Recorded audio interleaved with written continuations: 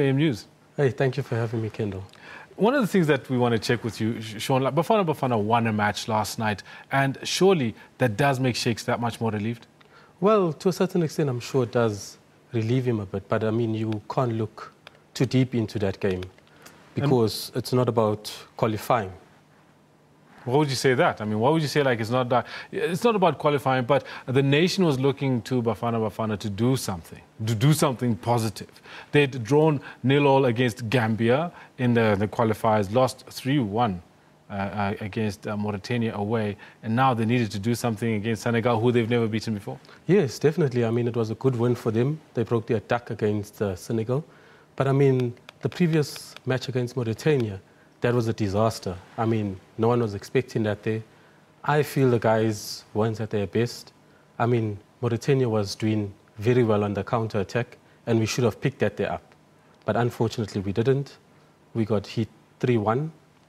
I mean, against Senegal, the guys came out and done their best. Before we talk about last night, I mean, because you and I have not spoken about that Mauritania match yet. What happened there? You're a former player. You know what goes on. You know what goes on prior to the match, and you know what goes on after the match. What happened before that match for the team to perform the way they did? Well, I wasn't there to tell you what happened. But I mean, going into a match like that, you'll fly into the country, you get the feel of the pitch for an hour, 2 hours, and then from there it's back to the hotel, you sleep, your pre-match meal the next day, and boom, it's game time. So, look, they could have either gone there and thought it's going to be a walk in the park, and boom, the surprise comes in, the surprise element, and that's what happened. I mean, if you're going to play in Africa, you're going to get that type of hostility crowd on you, and if you can't deal with that, they're going to come at you. So would there have been some kind of preparation prior to arrival, as in have a look at how these guys have played, for example, against Cameroon, what happened when they played so-and-so? Would that have made a difference to that 1 hour prep that you've got on that pitch the day before? That's what I was trying to get to, is that in this day and age, you got your soccer analysts that give the coach the guidance and the videotapes and whatever. Guys go out and watch these teams they play. So I don't know if Bafana done that there or if they just took it for granted that we go in there and we're going to do the business. Yeah, no, well, like by all accounts, it seems as if a lot was taken for granted. But with that said, yesterday we played a match against Senegal. We won. Does this mean that our troubles are fixed, that we are on the mend as a footballing nation? Well, we got to look, where does it start? Where are we heading to? The development. I mean, our in the 17s are doing well, our in the 20s are doing well. We need continuation. I mean, you got a guy like Mpo. He's been doing brilliantly from the beginning of the season. I mean, that goal he scored, when he took that touch, I knew it was going in. Because 70 to 80% of the time, he's been doing that there. And it's hitting the target. So definitely, a guy like him, you give him a chance. I mean, Gabuza has come into the frame. He's doing perfectly well. I mean, holding up the ball, he's strong. He's running at the guys. I mean, you got Vilagazi as well. You look at him, he's sluggish or whatever, but give him the ball and he comes at you. I mean, Andile done a wonderful job in the middle of the park as well. Yeah. But also, we also got to look at how many of our players are playing abroad.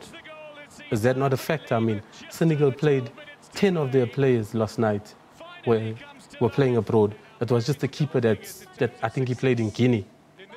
So we had two guys, the two Andiles, in our team. So that also, we got to look at that. But then we won the match. Yes, definitely. With all of our abroad players, yes, we still won the match. Definitely. But what I'm trying to say is that we got to get our players abroad because it gives us that slight advantage. I mean, yes, we play international friendlies against European teams, but our qualifying games is Africa.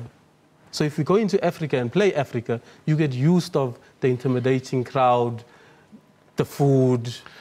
Here's something that I want to check with you as well. I mean, we talk about the players that are playing, and the players that you mentioned now, you would have been solely put to try and mention those players playing in the Mauritania match, because the big challenge that came out of the Mauritania match was players who had not been in form, players who didn't have clubs, players who were sitting on the bench in their respective clubs, whereas this time we've got players who are actually in form, have been playing and been playing well. Well, we would not know the criteria of selection that's done by Shakes, but obviously we got to support him. But I'm quite disappointed that a guy like Kagiso Dikgasho wasn't included. I mean, he's been brilliant for Cardiff in England. I mean, bring him back. He's an old horse. He's been there. He knows what to get out of his teammates around him. I mean, let's groom the other guys around him, your Zungus and all of them. Let's groom them around him. I understand that. And we also have, you talk about the selection criteria. Sheikh Mashaba has had some 80-odd caps since he started. That is almost unprecedented.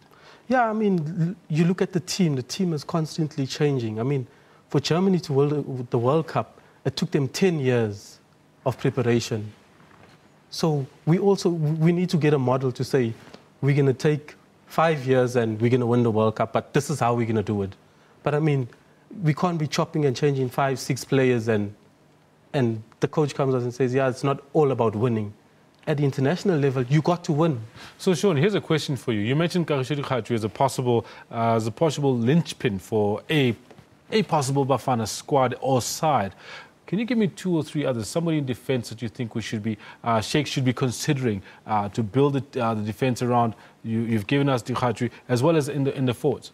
Well, I mean, in your defence, I mean, Tefo hasn't had a team, but he's found a team in Europe. I mean, that's a guy you look at. He done well in South Africa. We know what we're getting from him. So I'd look at a guy like that there to try and stabilise. But what kind of game time is he getting, though? Do we know that? Obviously, he just started. He just signed now.